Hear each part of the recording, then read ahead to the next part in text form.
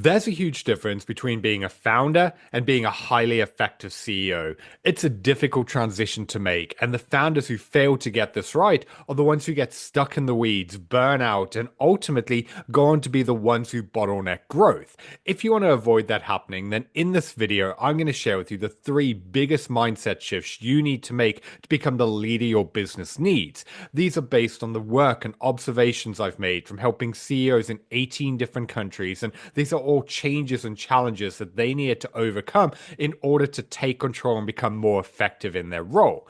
If you're new here, though, my name is Byron Morrison. I'm the author of The Effective CEO, and I help first time CEOs become the leader their business needs to take it to the next level of success. So make sure you hit the subscribe button so that you don't miss future videos.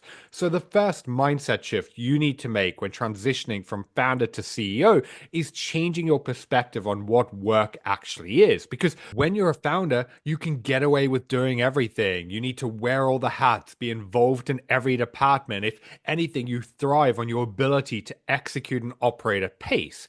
While those characteristics make for a great founder, though, they make for a terrible CEO. The reason being is the CEO's responsibilities are far more top level. It's no longer about doing the doing, and instead you need to lead and empower a team, keep stakeholders happy. You need to make sure that everyone's aligned to your visions and goals. The problem with this is a lot of the time these tasks don't actually feel like work, because when you're stepping back and processing problems and looking for solutions, it can feel like you're not actually doing anything. And this is because you're not ticking stuff off or getting a tangible output. And a lot of the time, that can cause you to feel guilty and like you should be doing something else, when in reality, this is where your time now has the greatest impact. And the reason this happens is as a founder, you normalize the hustle and grind. You get so used to being stuck in the weeds and working 60-hour weeks that anything different to that feels like you're not actually being productive. And that's why, if you want to be an effective CEO, you have to change your mindset on what work actually is. And a big part of that is recognizing that you have to empower and allow other people to take these items off your plate. Because if you don't, you're going to continue having days and weeks where, despite being busy, you're going to look back and feel like you didn't actually move anything forward. And one of the easiest ways to change your mindset on what you should be doing is to redefine your role and responsibilities. To do that, there's three questions you need to answer.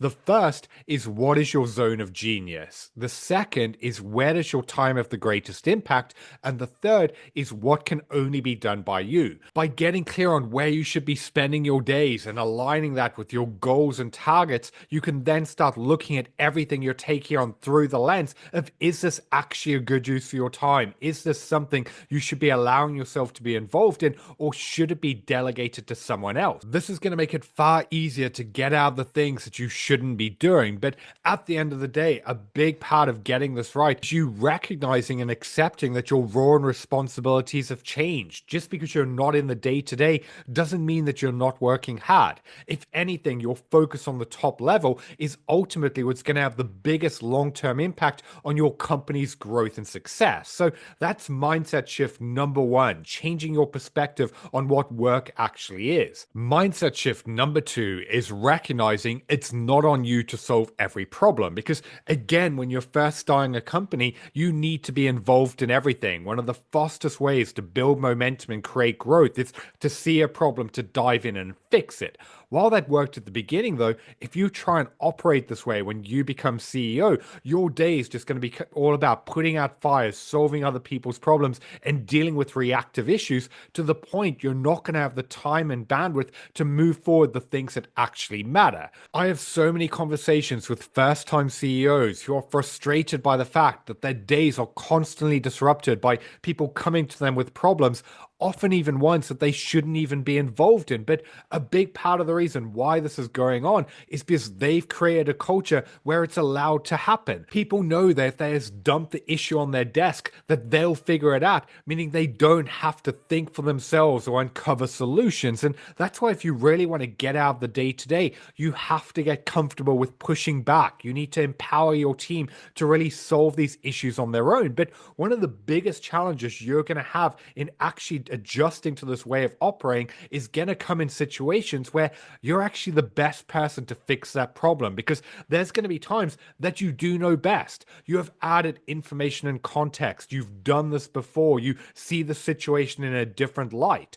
Just because you can do it quicker and easier yourself, though, doesn't mean that you should, because all allowing yourself to dive back into these issues is doing is keeping you out of the things that are actually a good use of your time. And that's why one of the biggest mindset shifts you need to make is being at peace with pushing back and empowering your team to fix issues on their own. One of my favorite strategies to do exactly that is when people come to you with a problem, you say to them, look, I need you to go away, research this, think of 3 potential solutions, and then come back to me with your recommendations.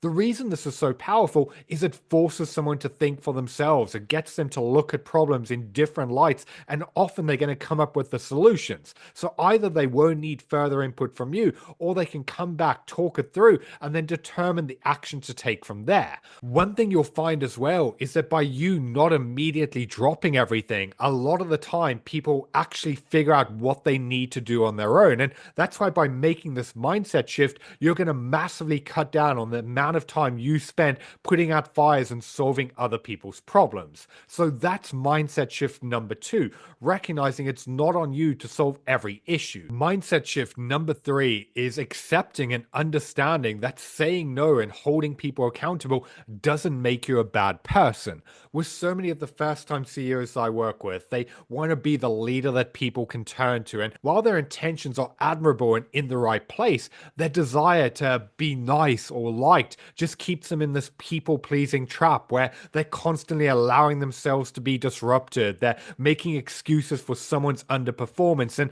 their team aren't following through. And that's why if you want to be an effective leader, you need to implement the right standards and expectations. That doesn't mean you need to be a Steve Jobs shouting people and belittling them and tearing them down, but it does mean being firm but fair, where you hold people accountable to do the jobs that you've hired them to do.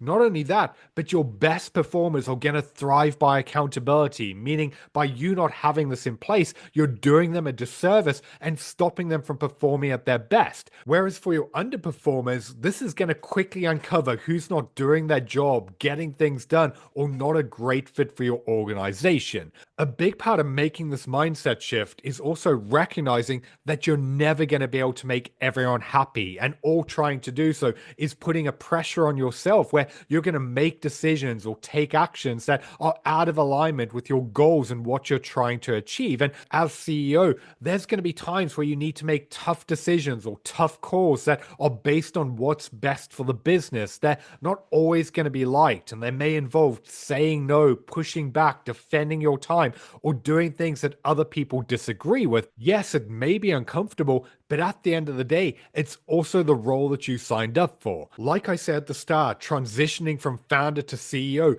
can be tough. It's a very different role and responsibilities. And that's why one of my favorite quotes is your business's growth will never outgrow your inner growth. And that's why it's so important to recognize that what got you to where you are today isn't going to get you to where you want to be tomorrow. If anything, your current way of thinking, how you're doing things and approaching your days can and will be the very reason you become stuck. This is why it's so important to recognize that every new level of success is going to require a new level of you, and the founders who most effectively make this transition are the ones who understand that they need to upgrade themselves. This is a big part of the reason why I developed the Evolve CEO program, where I help first-time CEOs become the leader their business needs to take it to the next level of success.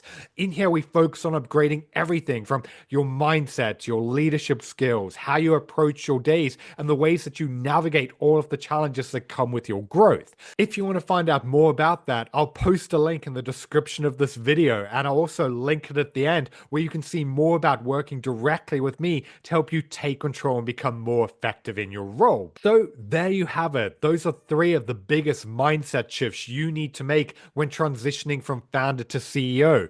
I'm curious, which of these have stood out to you the most? And also, what are the biggest changes that you've seen in your role and responsibilities as your business has grown? Share it in the comments below because it may just help someone else who's going through a similar journey right now. So I've been Byron Morrison. If you enjoyed this video, please give it a like and make sure you hit the subscribe button so that you don't miss future videos. Thanks for watching, and I'll see you next time.